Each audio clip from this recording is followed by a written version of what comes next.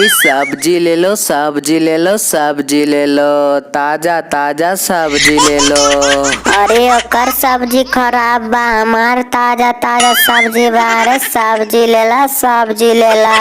अरे हमार सब्जी के खराब बोला तारू, देखा हमार टमाटर कैसन लाल लाल बा, तोहार सब्जी के पतवा देखा मोर छुआल बा, तोहार खराब बा सब्जी। अरे हमार सब्जी ताजा ताजा बा, तोहार खराब खराब बा। देखा टमाटर सड़ल गलल ऊपरे में जनाबता।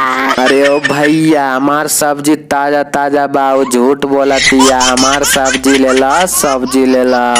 अरे ना हो, हम सच बोला तानी। एक सड़ल गलल टमाटर बा, हमार सब्जी लेला, हमार सब्जी लेला।